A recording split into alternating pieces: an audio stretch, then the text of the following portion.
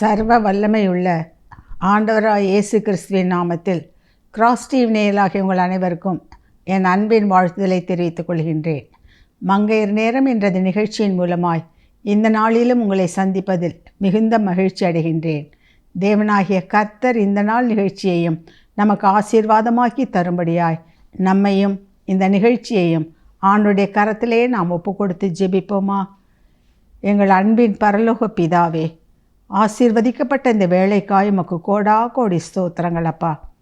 உம்முடைய பிள்ளைகளுக்கென்று நீர் உண்டு பண்ணி வைத்திருக்கின்ற நன்மையை கர்த்தாவே எங்கள் கண்கள் காணும்படியாய், எங்கள் செவிகள் கேட்கும்படியாய், இப்படிப்பட்டதான நிகழ்ச்சிகளின் மூலமாய் என் தேவன் எங்களோடு இடைப்படுகிறீர் ஆண்டவரே. அதற்காக உமக்கு ஸ்தோத்திரம். எங்கள் மீது நீர் வைத்திருக்கிற அன்பு கரிசனை எவ்வளவு அதிகம் ஆண்டவரே. உம்முடைய இரக்கங்களுக்கு முடிவே இல்லை அப்பா. ஆகவே இந்த நாளிலும் கூட தகப்பனே, இதோ நாங்கள் உம்மையே நோக்கி பார்க்கிறோம் அப்பா. குழந்தைகள் எப்படி தங்களுடைய பெற்றோரை நோக்கி பார்க்கிறதோ, எஜமானனை நோக்கி வேலைக்காரன் பார்ப்பது போல, எஜமாட்டியை நோக்கி வேலைக்காரி பார்ப்பது போல, கர்த்தாவே எங்கள் கண்கள் இப்பொழுது உம்மையே நோக்கி பார்க்கிறது. எங்கள் மேல் நீ தயவாயிருந்து இந்த நாளிலும் எங்களுக்கு தேவையான மன்னாவை நீர்தாமே எங்களுக்கு கொடுக்கும்படியாய், போஷிக்கும்படியாய் உம்முடைய கரத்திலே இந்த நேரத்தை ஒப்பு கொடுக்கிறோம். நீர் பேசும், நாங்கள் கேட்கிறோம். மீட்பர் இயேசு கிறிஸ்துவின் மூலம் பிதாவே, ஆமென், ஆமென்.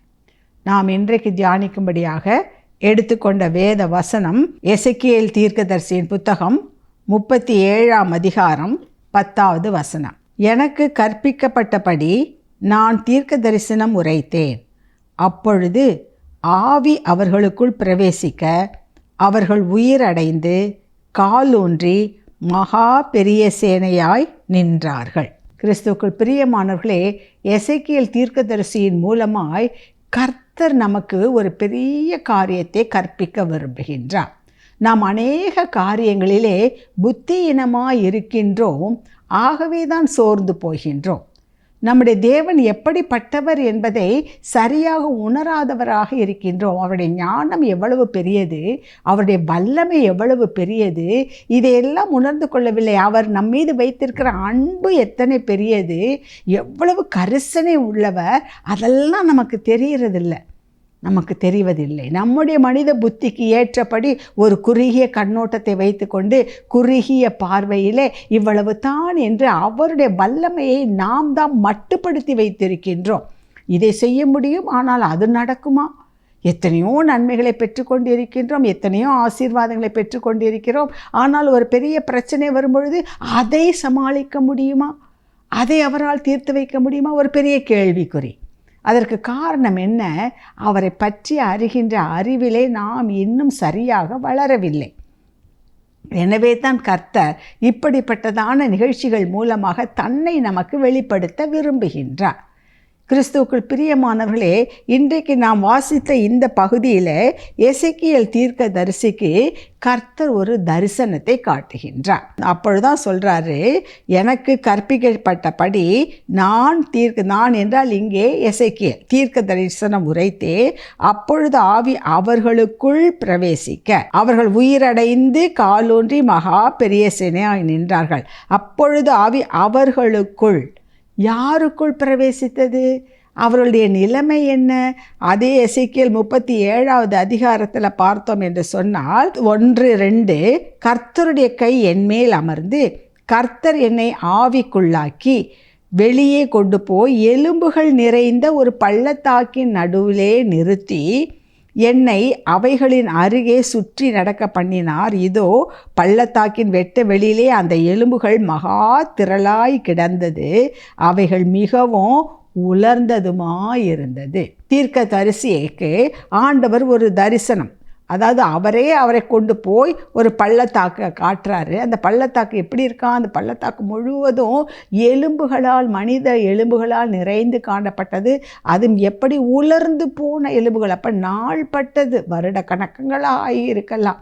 அது ஒன்றோடு ஒன்று பொருந்தாமல் எல்லாம் தலையெலும்பு காலெலும்பு எல்லாம் சிதறி கிடக்கின்றது. அப்படிப்பட்டதான ஒரு பள்ளத்தாக்க ஆண்டவர் காட்டிட்டு ஆண்டவர் கேட்குறார், இந்த எலும்புகள் உயிர் அடையுமா அப்படின்னு கேட்குறார். இப்படிப்பட்ட எலும்புகள் உலர்ந்து போன எலும்புகள், ஆங்காங்கே சிதறி கிடக்கின்ற எலும்புகள், எருவாகத்தான் அது பயன்படும். அப்படிப்பட்ட பிரயோஜனமற்ற அந்த எலும்புகள் பெரிய பள்ளத்தாக்கு முழுவதுமாய் நிரம்பி கிடக்கின்றது. அதை பார்த்து கேட்குற, இவைகள் உயிர் அடையுமா? கொஞ்சம் யோசித்து பாருங்கள். இந்த கேள்வியே சரியா?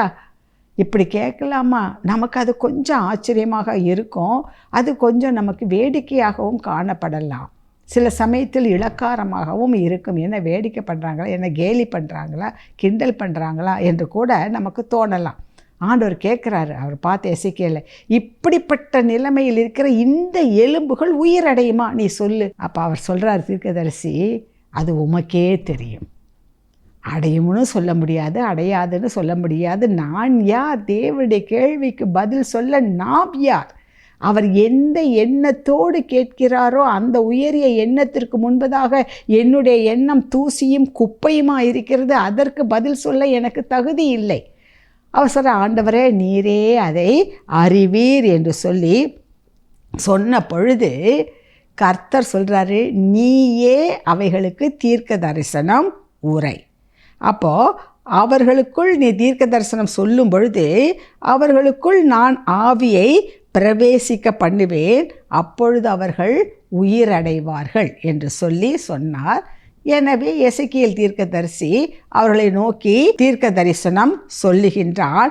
அப்படியாக அவன் சொன்ன பொழுது 7வது வசனம் சொல்கிறது, எனக்கு கட்டளையிட்டபடியே நான் தீர்க்க தரிசனம் உரைத்தேன். நான் தீர்க்க தரிசனம் உரைக்கையில் ஒரு இரைச்சல் உண்டாயிற்று.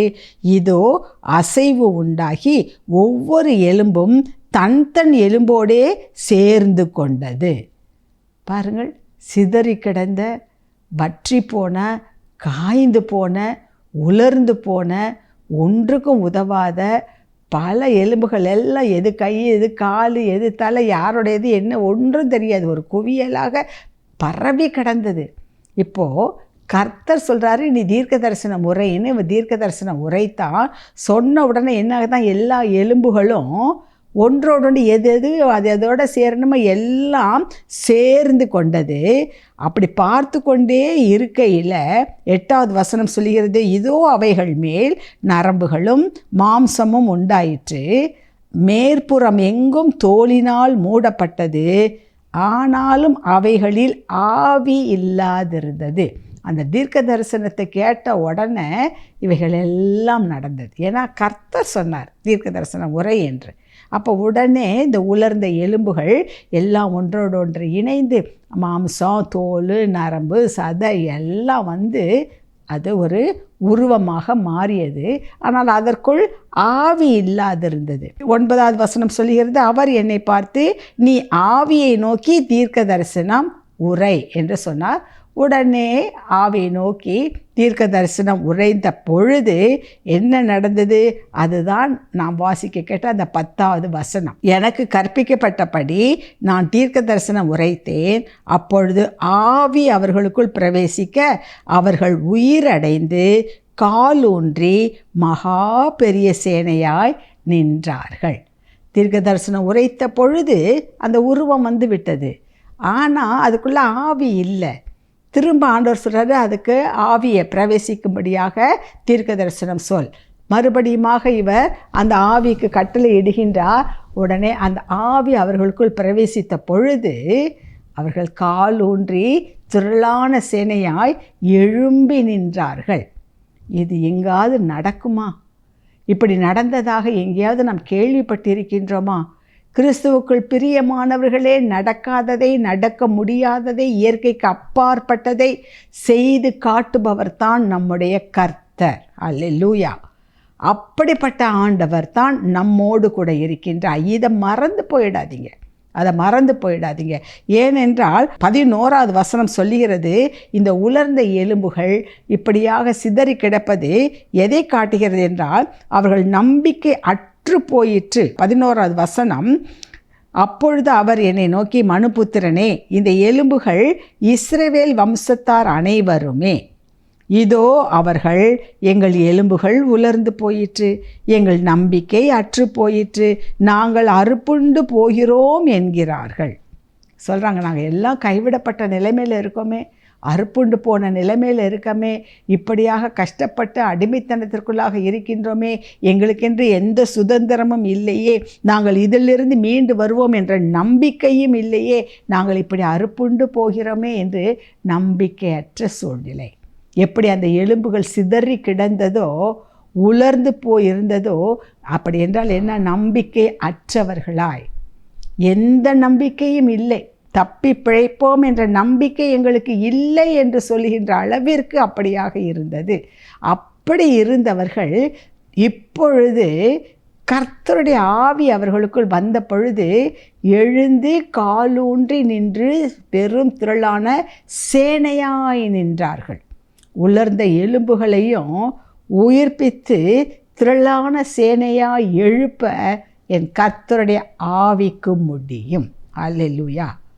அதனால தான் கிறிஸ்துவுக்குள் பிரியமானவர்களே, பரிசுத்த ஆவியானவருக்கு நாம் அதிக முக்கியத்துவம் கொடுக்க கடமைப்பட்டவர்களாக இருக்கின்றோம்.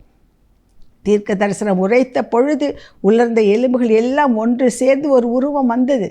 வேத வசனத்தையெல்லாம் நாம் வாசிக்கும் பொழுது, தேவ வார்த்தைகளை கேட்கும் பொழுது நமக்குள் ஒரு விசுவாசம் வருகின்றது, நமக்குள் ஒரு புதிய சக்தி பிறக்கின்றது. ஆனால் அது நம்முடைய வாழ்க்கையிலே அனுபவமாக்கப்பட வேண்டும் என்று சொன்னால் அதற்கு பரிசுத்த ஆவியானுடைய ஒத்தாசை வேண்டும். இதை புரிந்து கொள்ளுங்கள்.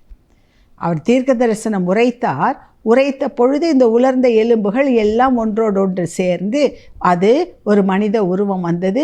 அதில் சாதாரண தோல், நரம்பு எல்லாம் வந்துவிட்டது. உயிரற்ற அந்த உடம்பு, உலர்ந்து போன அந்த எலும்புகளுக்கு இப்போ உருவம் வந்து விட்டது.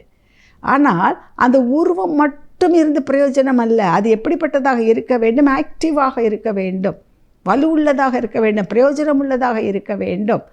ஆக அதற்குள் ஆவியை மறுபடியும் கர்த்தர் சொல்கிறார், ஆவியை நோக்கி நீ கட்டளையிடு என்று சொல்லி, அப்படியாக ஆவிக்குரிய காரியத்தை இவர் தீர்க்க தரிசனமாக உரைத்த பொழுது அந்த ஆவி அவர்களுக்குள் வந்த பொழுது அவர்கள் எழுந்து காலூன்றி நின்று பெரிய திரளான சேனையாய் நின்றார்கள். நம்பிக்கை அற்ற சூழ்நிலையிலே, அறுப்புண்டு போவோம் என்ற சூழ்நிலையில் இருந்த இஸ்ரவேல் மக்களை கர்த்தர் என்ன செய்கிறார்? அந்த அடிமைத்தனத்திலிருந்து மீட்டு எடுத்து மறுபடியுமாக அவர்களுக்கு ஒரு ராஜ்யத்தை குறித்து அவர்கள் ராஜ்யம் பண்ணுகின்ற அளவிற்கு கர்த்தர் அவர்களுக்கு உதவி செய்தார். எதிர்த்து வந்த எதிரிகள் எல்லாம் இவர் போராடி, இஸ்ரவேல் மக்களுக்காக கர்த்தரே போராடி இவர்களை வெற்றி சிறக்க பண்ணி அவர்களுக்கு என்று வைத்திருக்கின்ற அந்த ராஜ்யத்தை அவர்களுக்கு சுதந்திரமாக கொடுத்தார். எப்பொழுது? இவர்களுடைய நம்பிக்கையெல்லாம் அற்று போயிற்று என்ற நிலைமையிலும். இதை கேட்டுக்கொண்டிருக்கின்ற அன்பான சகோதரி சகோதரியே, எதற்காக இதை சொல்லுகிறோம் என்றால், இன்றைக்கி நம்முடைய வாழ்க்கையிலும் உங்களுடைய வாழ்க்கையிலும், இந்த டிவிக்கு முன்பதாக அமர்ந்திருந்த இந்த செய்தியை கேட்கின்ற உங்களுடைய வாழ்க்கையிலும் இப்படி சில நம்பிக்கையற்ற சூழ்நிலை இருக்கின்றதா? என்ன சொன்னாலும் கணவன் கேட்பதே கிடையாது. அதில் இந்த காலத்து பிள்ளைகள் கீழ்ப்படுதலே கிடையாது. சொல்லி சொல்லி அலுத்து போய்விட்டேன். என்ன சொல்லியும் திருந்துவதற்கு கொஞ்சம் கூட 1% கூட எனக்கு நம்பிக்கையே இல்லை. இந்த மனிதன் திருந்துவார் என்று சொல்லி கொஞ்சம் கூட எனக்கு நம்பிக்கையே இல்லை. இப்படியாக உலர்ந்த எலும்பை போன்ற சூழ்நிலையில் இருக்கிறீர்களா? அல்லது இந்த வியாதி மிக கடுமையான கொடுமையான வியாதி, இது மரணத்துக்கு ஏதுவான வியாதி, இது லட்சத்தில் ஒருவருக்கு தான் வரும், கோடியில் ஒருவருக்கு தான் வரும், அது உங்களுக்கு வந்து விட்டது, இதிலேருந்து தப்பி பிழைக்க வழியே இல்லை, மருத்துவர்கள் சொல்லிவிட்டார்களா? உலர்ந்த எலும்பு போல் அந்த பள்ளத்தாக்கிலே கிடந்த அந்த எலும்புகளை போன்ற ஒரு சூழ்நிலையில் இருக்கிறீர்களா? இன்றைக்கு உங்களை பார்த்து தான் கர்த்தர் சொல்கின்றார். இவ்வளோ பெரிய கடன் பிரச்சனை, சமாளிப்பதற்கு முடியவே முடியாது. என் சொத்துக்களெல்லாம் விற்று கொடுத்தாலும் அதில் பாதி கூட தீராது. என்ன செய்வது என்று தெரியவில்லை, வழி தெரியவில்லை. நாங்கள் அறுப்புண்டு போகின்ற நிலைமையிலே இருக்கின்றோம், நம்பிக்கையற்ற சூழ்நிலையிலே இருக்கின்றோம்.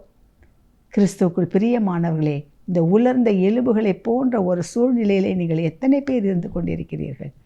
அதோ இந்த குடும்பத்தில் இருந்து என்னால் குடித்தனம் நடத்த முடியாது, இந்த மனிதனோடு என்னால் வாழ முடியாது, இந்த குடும்பத்தில் நீடித்து இருக்க என்னால் முடியாது. கிறிஸ்துவுக்குள் பிரியமானவர்களே, இப்படியான ஒரு இக்கட்டான சூழ்நிலையில் எத்தனை பேர் இருந்து கொண்டிருக்கிறீர்கள்? அவர்களுக்காகத்தான் தேவன் சொல்கின்றார், உலர்ந்த எலும்புகள் உயிர் பெற்று பெரும் திரளாய் நிற்க வேண்டுமென்றால் அவர்களுக்குள் இந்த ஆவி வேண்டும் என்று சொல்லி, அந்த ஆவியானவர் ஊற்றப்படும் பொழுது இவைகள் உயிர் பெற்று எழுகின்றன. கிறிஸ்துவுக்குள் மிகவும் பிரியமானவர்களே, இந்த நாளிலும் கூட கர்த்தர் உங்களை பார்த்து சொல்கின்ற ஒரு காரியம், மகனே மகளே, நீ எப்படிப்பட்ட நிலைமையில் இருந்தாலும் சரி, உன்னுடைய பொருளாதார நிலைமை எப்படியாகவும் இருக்கட்டும், சமுதாயத்தில் உன் நிலைமை எப்படி இருக்கும், அந்த அந்தஸ்து இல்லாத ஒரு மோசமான ஒரு சூழ்நிலையில் இருக்கின்றாயா? தொழில் ஸ்தலத்திலே, வேலை இடத்துல உன்னை கண்டு கொள்பவர்கள் யாருமே இல்லையா? உன்னுடைய மனதை புரிந்து கொள்பவர்கள் யாருமே இல்லையா? எவ்வளவு முயற்சி எடுத்தாலும், எத்தனை பெரிய ஹார்ட் ஒர்க் பண்ணினாலும் முன்னேற்றத்திற்கு வழியே இல்லையே என்று சொல்லி சோர்ந்து போன நிலைமையில் இருக்கின்றாயா? ஐயோ, இந்த பலவீனத்தை வைத்துக்கொண்டு, இந்த வியாதியை வைத்துக்கொண்டு நான் என்ன செய்வேன், என் குடும்பத்தை எப்படி பராமரிப்பேன், எனக்கு போதிய அறிவு இல்லையே என்று சொல்லி அப்படியாக நம்பிக்கையற்ற ஒரு சூழ்நிலையில் வாழ்ந்து கொண்டிருக்கின்றாயா? இன்றைக்கு உன்னை பார்த்து தான் சொல்கின்றான், தீர்க்க தரிசன முறை.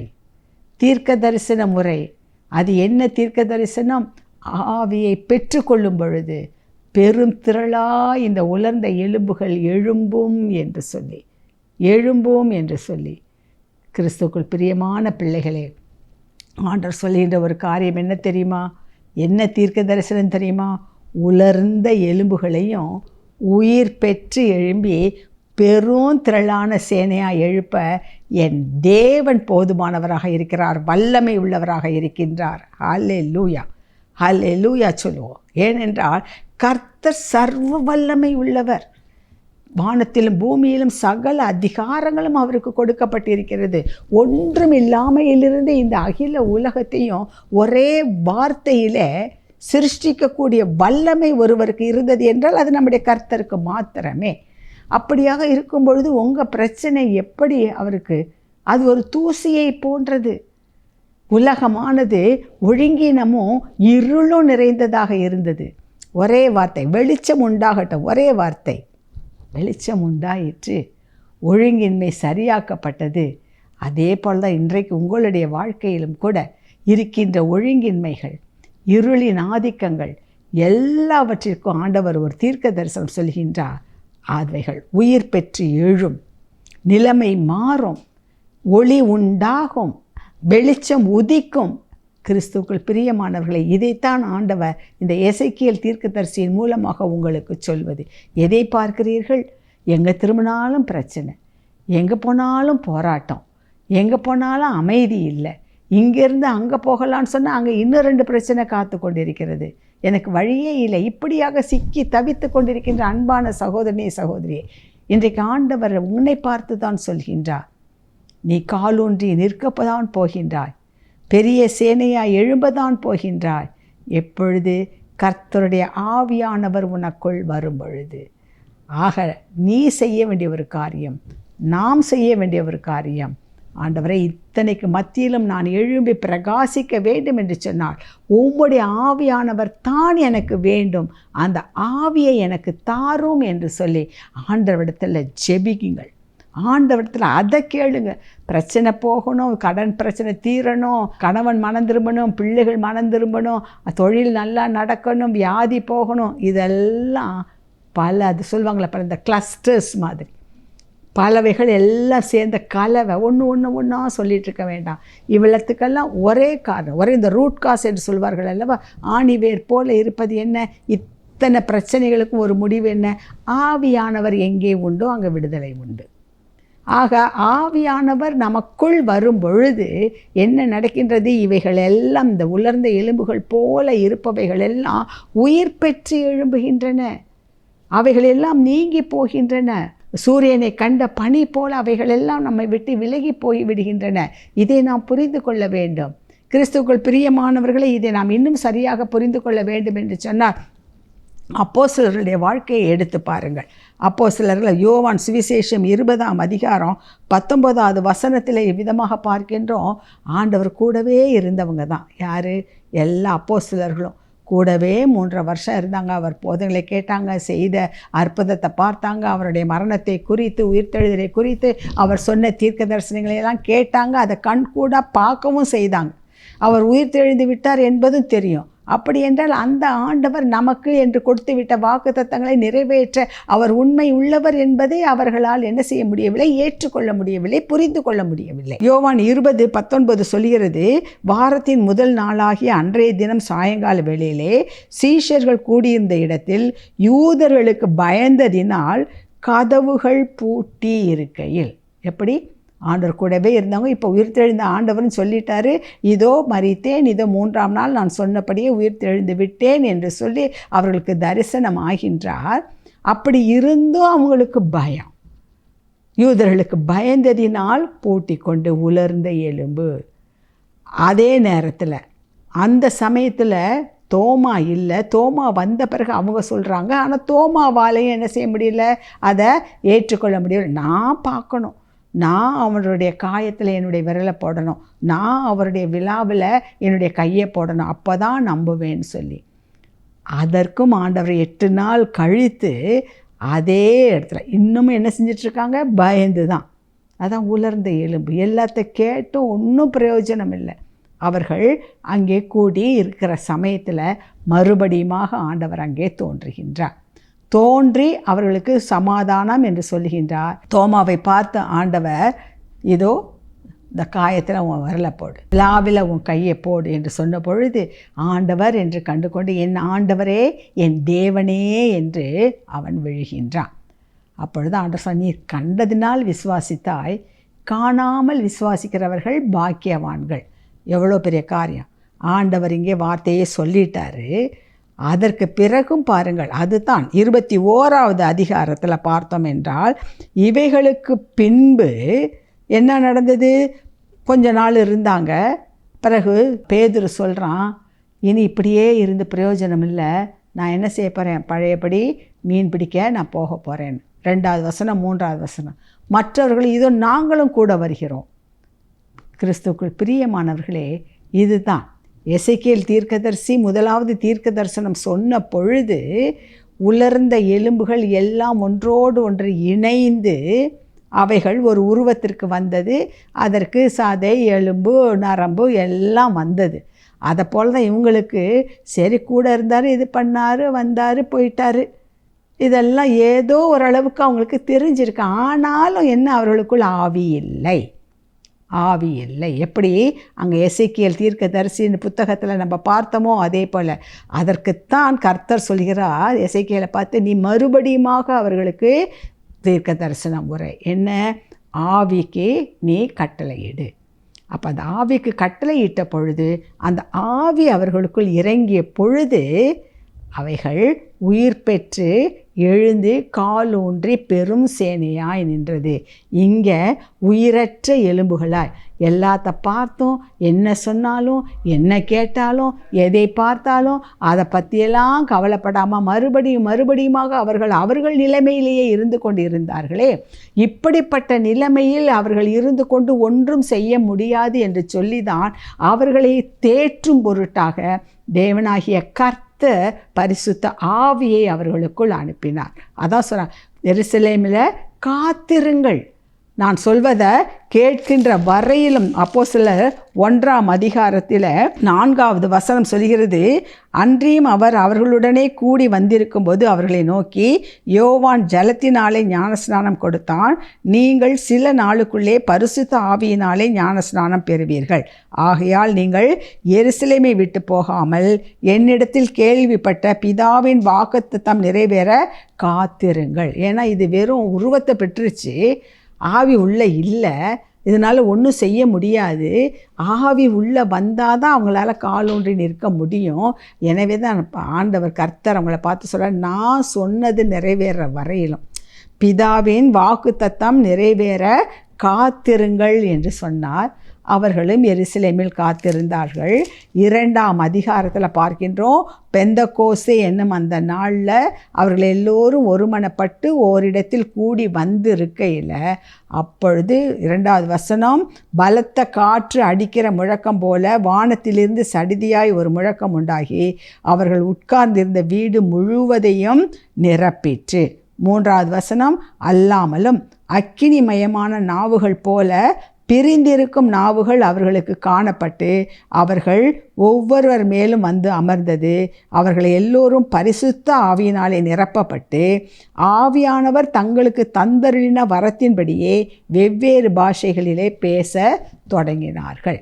ஆக கர்த்தர் வாக்குத்தத்தம் பண்ணப்பட்ட பரிசுத்த ஆவியினால் இப்பொழுது இங்கே நிரப்பப்பட்டார்கள். உலர்ந்த எலும்புகளை போல கடந்தவங்க இப்போ ஒன்று கூடிட்டாங்க. ஆனால் இன்னும் அவங்களுக்குள்ளார என்ன இல்லை, ஆவி இல்லை. இப்பொழுது பரிசுத்த ஆவி அவர்களுக்குள் இறங்கின பிறகு நடந்த காரியம் பாருங்கள். உடனே அந்த அப்போஸ்தலர் 2வது அதிகாரம் 14வது வசனத்தில் இந்த பேதுரு எழும்புறார். இந்த பேதுரு யார்? ஆண்டவரை பிடிச்சிட்டு போனப்போ வாசல்லேருந்து ஒருத்தி கேட்குறா, அவரோடு இருந்தவர்கள் இவனும் ஒருவன் இருப்ப எனக்கு தெரியாது. முற்றத்தில் இருக்கும்போது ஒருத்தி சொல்கிறா, எனக்கு தெரியாது. உள்ளே போன பிறகு இன்னொரு சொல்கிறேன், இல்லை ஓமா உன்னுடைய பேச்சை வெளிப்படுத்தது நீ அவர்களில் ஒருவன், தெரியவே தெரியாது என்று அவர் சத்தியம் பண்ணவும் அவர் தொடங்கினார் என்று சொல்லி பார்க்கிறோம். இப்படியாக மறுதளித்தவர், மனுஷனுக்கு பயந்தவர், கூடவே இருந்தாலும் எல்லாத்தையும் பார்த்தாலும் அந்த பிரச்சனைன்னு வரும்பொழுது, எதிர்த்து வரும்பொழுது அதை எதிர்த்து நிற்க சக்தி இல்லை, பலன் இல்லை, தோற்று போகின்றார். அப்படிப்பட்ட பேதுரு, கிறிஸ்துவுக்குள் பிரியமானவர்களே, ஆண்டவராக இயேசு கிறிஸ்துவை சிலுவையிலே அறைந்த பொழுது அவரை சுற்றி யாருமே இல்லை, எல்லாரும் ஓடிப்போனார்கள். அவருக்கு அன்பாக இருந்த சீஷன் யோவானை தவிர, மரியாளை மகரியம் இதெல்லாம் தவிர வேறு யாருமே இல்லை, எல்லாம் ஓடிப்போனவங்க, எல்லாம் போயிட்டாங்க. உருவம் இருந்தது, ஆவி இல்லாத காரணத்தினால் யாரும் அவருக்காக எழும்ப முடியவில்லை. ஆனால் இப்பொழுது பரிசுத்த ஆவியை பெற்றுக்கொண்ட பிறகு முதலாவது எழும்பி நின்னது இந்த மறுதளித்த பேதுரு தான். அவன் தான் எழுந்து நின்று தைரியமாய் பேசுகின்றான், தைரியமாய் சொல்லுகின்றான், நீங்கள் கொன்ற அந்த நசரேயனாகிய இயேசு நாங்கள் குடிக்கல, வெறிக்கல, பரிசுத்த ஆவியானவரால் நிரப்பப்பட்டு இருக்கின்றோம்.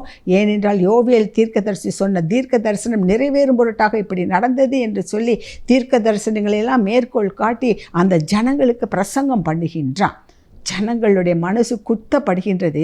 அவனுடைய முதல் பிரசங்கத்தில் நம்ம பார்க்கின்றோம், அதை கேட்டு அவனிடத்தில் ஞானஸ்நானம் பெற்றவர்கள் 3000 பேர். 41வது வசனம், அவனுடைய வார்த்தைகளை சந்தோஷமாய் ஏற்றுக்கொண்டவர்கள் ஞானஸ்நானம் பெற்றார்கள். அன்றைய தினம் ஏறக்குறைய 3000 பேர் சேர்த்து கொள்ளப்பட்டார்கள். காலூன்றி நின்று பெரும் சேனையானது. இந்த 3000 பிறகு இன்னும் அதிகமாக அந்த 12 பேர்களும் பல இடங்களுக்கு சென்றார்கள். கர்த்தருக்காக தங்களுடைய உயிரையே தியாகம் பண்ணினார்கள். எல்லாவற்றையும் கர்த்தருக்காக விட்டு கொடுத்தார்கள். ஆதிகாலத்து திருச்சபையை அவர்கள் ஸ்தாபித்தார்கள். உலகம் எங்கும் பல இடங்களில் போனார்கள். அவர்களில் ஒருவராகிய தோமா தான் இந்தியாவிற்கு வந்தார். கிறிஸ்துவுக்குள் பிரியமானவர்களே, அந்த ஆவியானவரை பெற்றுக்கொள்ளும் பொழுது நாம் காலூன்றி நிற்கத்தக்கதாய், பெரும் சேனையாய் எழும்பத்தக்கதாய் கர்த்தர் பெரிய காரியங்களை செய்வார். இன்றைக்கும் கூட உங்களுடைய வாழ்க்கையிலே திடனற்று போய், பலனற்று போய், நம்பிக்கை இல்லாத நிலைமையில் இருக்கிற நீங்கள் காலூன்றி நிற்க வேண்டும் என்று சொன்னார், இந்த ஆவியானவரை பெற்றுக்கொள்ளுங்கள். அதுதான் கர்த்தர் இன்றைக்கு நமக்கு சொல்லுகின்ற ஒரு காரியம். அவரை நாம் ஏற்றுக்கொள்ளும்போது, அவர் நமக்குள் வாசம் பண்ணும் பொழுது அவர் நம்மை தூக்கி நிறுத்துவார். என்ன செய்ய வேண்டும், எங்கு செல்ல வேண்டும், எப்படி பேச வேண்டும், எல்லாவற்றுக்கும் அவர் நமக்கு ஆலோசனை கொடுப்பார். அவர் வழிநடத்துதல் பிரகாரம் நாம் நடந்தோம் என்றால் கர்த்தர் பெரிய காரியங்களை நமக்கு செய்வார். நாம் இப்பொழுது ஜெபிப்போமா? தகப்பனே, இதோ இந்த வேளையிலும் எங்களை உம்முடைய கரத்திலே அர்ப்பணிக்கிறேன் ஐயா. இந்த ஆவியானுடைய வல்லமை எங்களுக்குள் வரட்டும் சுவாமி. இதை கேட்டுக்கொண்டிருக்கிற ஒவ்வொரு அன்பு பிள்ளைகளும் ஆண்டவரே இதை பெற்றுக்கொள்ளட்டும். பிரச்சனையிலிருந்து விடுதலை, அதிலிருந்து விடுதலை, இதிலிருந்து விடுதலை. அப்படி அல்ல கர்த்தாவே, நம்பிக்கையற்ற சூழ்நிலை, உலர்ந்து போன வாழ்க்கை தகப்பனே, இருளான பாதை, இதற்கு மத்தியில் நாங்கள் எழும்பி நிற்பதற்கு உம்முடைய ஆவியானுடைய வல்லமை எங்களுக்கு வேண்டும் ஆண்டவரே.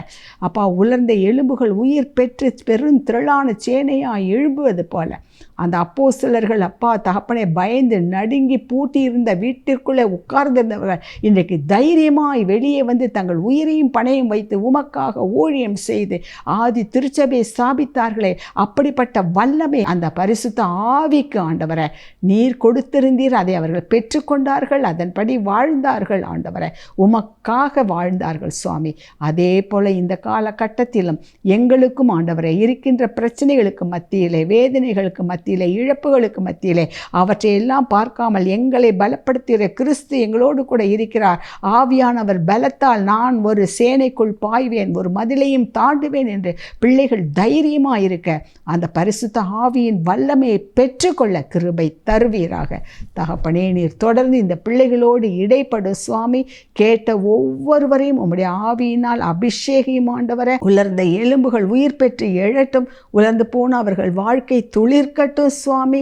நம்பிக்கையற்ற சூழ்நிலையில் உள்ள வாழ்க்கையிலே ஒரு நம்பிக்கையின் நட்சத்திரமாய் ஆவியானவர் இருக்கிறார் என்பதை உணர்ந்து பிள்ளைகள் தைரியமாய் முன்னேற உதவி செய்யுங்க. இந்த செய்தியை கேட்டுக்கொண்டிருக்கிற ஒவ்வொரு அன்பு சகோதர சகோதரிகளுக்குள்ளும் நீர் தொடர்ந்து இடைப்படுவீராக. பரிசுத்த ஆவியானவர் அவர்களை பலப்படுத்தி சாட்சிகளாய் நிறுத்தி இவர்கள் மூலமாய் அநேகர் உம்மை கண்டு கொள்ள தகப்பனே நீர் கிருபை பாராட்டுவீராக. உம்முடைய கிருபைக்குள்ளாக ஒப்பு கொடுத்து ஜெபிக்கிறேன் நீர் இயேசு கிறிஸ்துவின் மூலம் பிதாவே. ஆமென், ஆமென். ஆவியின் அனுபவத்தை முதலாவது நாம் பெற்று அனுபவிப்போம், மற்றவர்களுக்கும் பகிர்ந்து கொடுப்போம். God bless you.